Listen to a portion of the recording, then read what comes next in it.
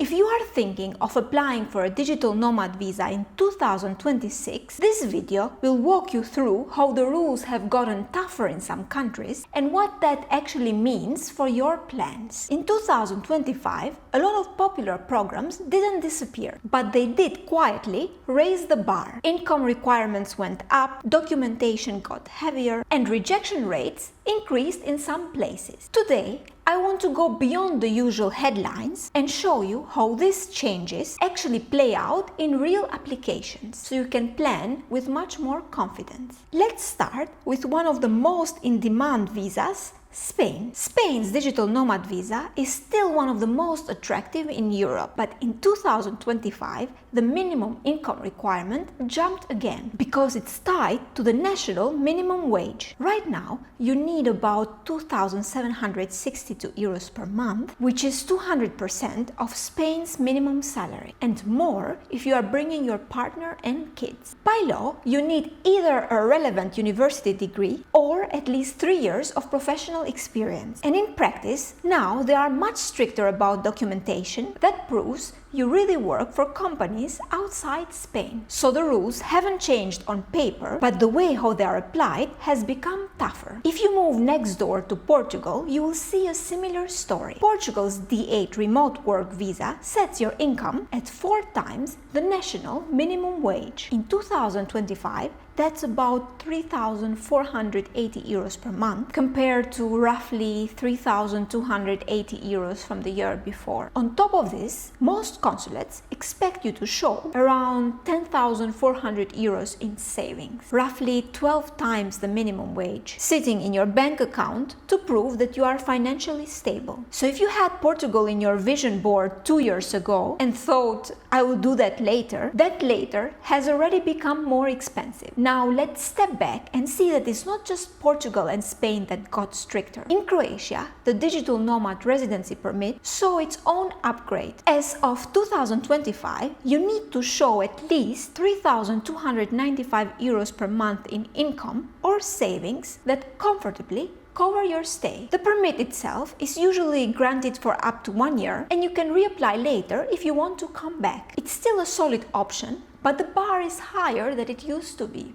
If we look a bit further north, Estonia has also become a more premium option. Right now, you're expected to earn around 4,500 euros a month before tax for the digital nomad visa. You might still see older articles mentioning 3,500 euros. But if you are planning ahead, it's safer to aim for 4,500 euros. In other words, Estonia is positioning itself for higher earning remote workers, not for entry-level freelancers. And then there is Malta. Malta's nomad residency permit used to require 32,400 euros per year. For new applicants, that has now increased to 42,000 euros gross per year, which is about 3,500 euros per month. If you applied before the change, you keep the old threshold, but anyone coming in now has to meet the higher income. So again, not impossible, but definitely not the cheap and easier route that people still repeat in Facebook groups. So far, we've talked about the income going up. In other places, the main change is how the applications are treated. Take Colombia. On paper, it still looks like one of the more flexible digital nomad visas, but Colombian immigration lawyers and relocation agencies report that 2025 brought stricter requirements and a noticeable jump in rejections. Often with rejections that say inadmissible without much explanation. They now also focus more on clean background checks and solid proof of stable foreign income. So Colombia, it's still an option, but it's no longer the casual, guaranteed approval that most people imagine. At this point, you might be thinking, whoa, so everything is getting worse? That's not quite true, and this point really matters. New options actually opened up in 2025. Slovenia officially launched its digital nomad residency permit on 21st of November, adding another EU country to the list. Moldova introduced a digital nomad visa in September 2025, allowing the remote workers to stay there for up to 2 years, with a relatively moderate income requirement around 1,500 euros to 2,000 euros per month. So the real story of 2025 isn't the doors are closing forever. It's more like a reshuffle. The famous programs raised the bar, while newer or less known countries quietly opened the door. What does this mean if you are planning a move in 2026? You first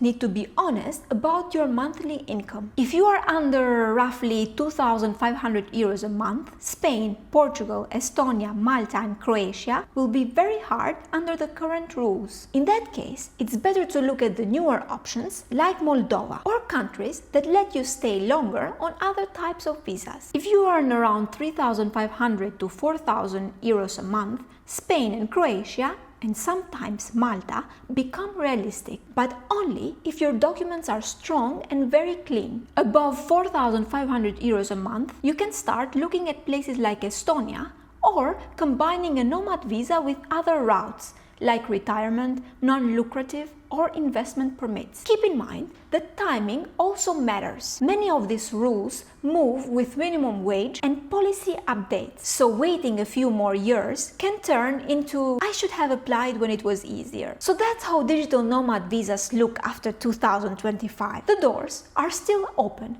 but the standards are higher and you need to be a bit more intentional. If 2026 is your year to move, don't pressure yourself to have a perfect plan. Be honest about your income, choose a country that really fits, and start building the paperwork one piece at a time. At Global Residency Hub, we specialize in helping people getting residency and visa opportunities around the world. So if you are planning to relocate, apply for a digital nomad visa, or start your residency journey, click on the link below, get in touch with me, and let's see how I can help you.